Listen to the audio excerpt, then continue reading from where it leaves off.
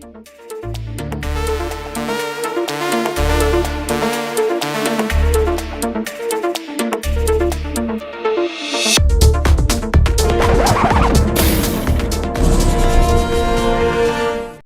मैं आपसे ये पूछ पाऊं कि बैरून मुल्क दुनिया के जो हमारे पाकिस्तानी आबाद हैं वो तो अपना खाते कमाते हैं और हक और सच की आवाज उठाते रहते हैं हमेशा।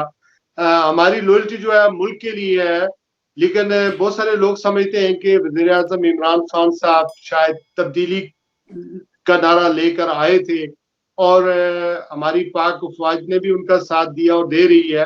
वो तब्दीली जो है अभी तक कहीं नजर नहीं आती। लेकिन हमारे वज़ीर-ए-आज़म इमरान खान साहब की कुर्सी आप क्या समझते हैं कि कितनी मजबूत है और मजीद उनके 2.5 साल रहते हैं, वो अपनी मुद्दत पूरी करेंगे या नहीं करेंगे?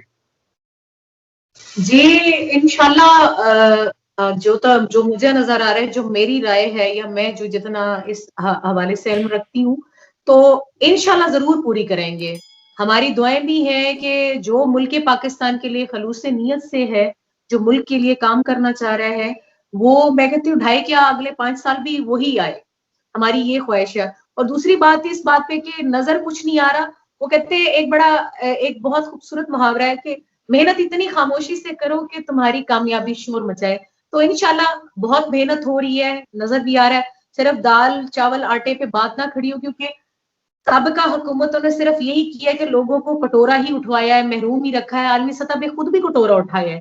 कोई ऐसी पॉलिसीज नहीं बनाई, कोई ऐसा काम नहीं किया जो मुल्क के लिए बेहतर हो, जो मुल्क के मफादात के लिए हो। सिर्फ ये किया है कि अपना वोट बैंक मजबूत किया है, अपने लोगों को मजबूत किया है, अपना बैंक मजबूत किया है, बैंक बैलेंस मजबूत किया है, मुल्क के बारे में नहीं सोचा गया।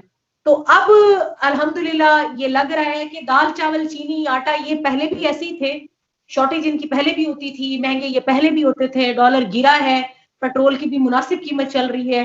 तो मतलब ये है, ये अप एंड डाउन होते रहते हैं। सीजनल फ्रूट आते हैं, वो शॉर्टेज भी हो जाती है, उनके फ्रूट्स मौजूद भी होते हैं। जब सीजन होता है तो हम कहें कि नहीं जी अब सर्दियां हैं तो आम भी आने चाहिए, तो ये गलत बात है।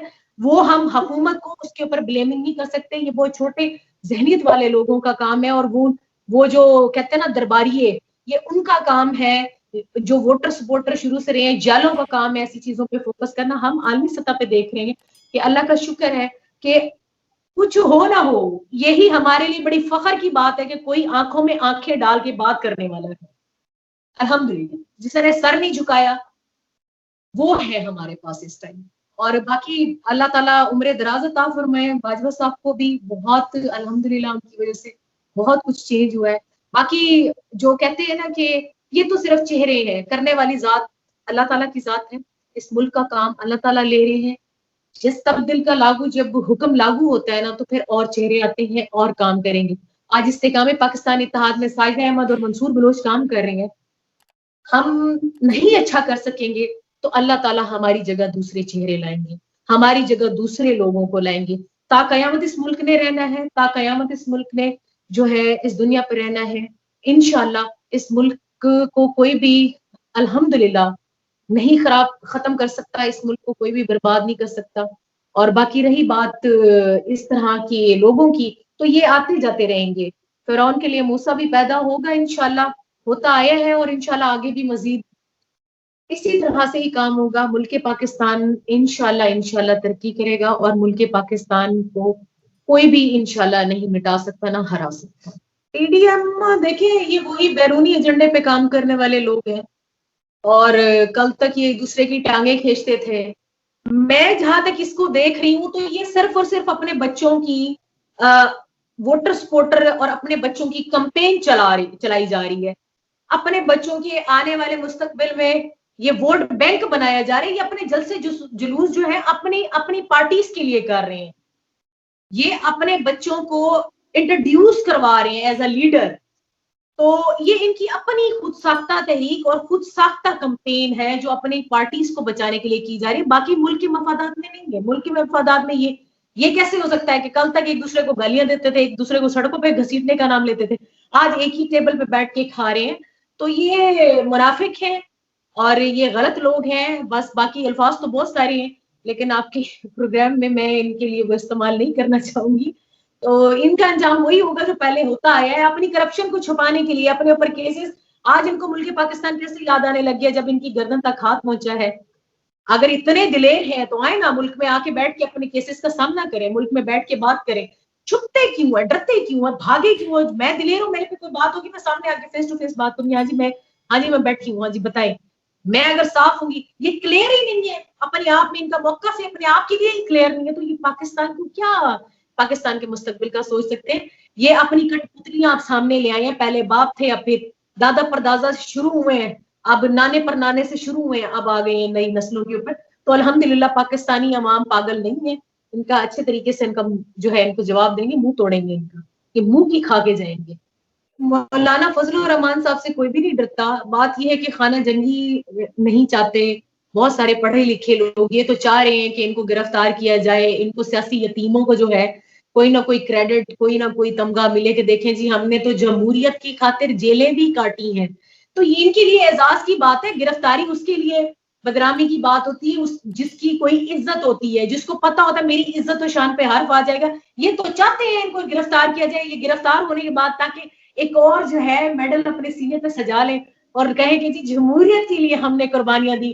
جمہوریت کے لیے نہیں, بہت سارے حلوے کی پلیٹوں کے لیے, بہت ساری مارکیٹوں کے لیے, بہت ساری ناجائز اراضیوں کے لیے, بہت سارے جو ہے لوٹی ہوئی ملک کی دولت کے لیے انہوں نے قربانیاں دینی ہوتی ہیں, اور انہوں نے یہ تمغہ لینا ہوتا ہے. کیونکہ اتنے سالوں کی جیل کاٹنے کے بعد پھر یہ آ کے بہت سارے معصوم لوگوں کو بیوقوف بناتے ہیں کہ ہم آپ کے لیے اور جمہوریت کے لیے جیل میں گئے. تو ہمارے جو لوگ ہیں بڑے سمجھدار ہیں ہمارے ادارے, وہ ایسا کام نہیں کریں گے.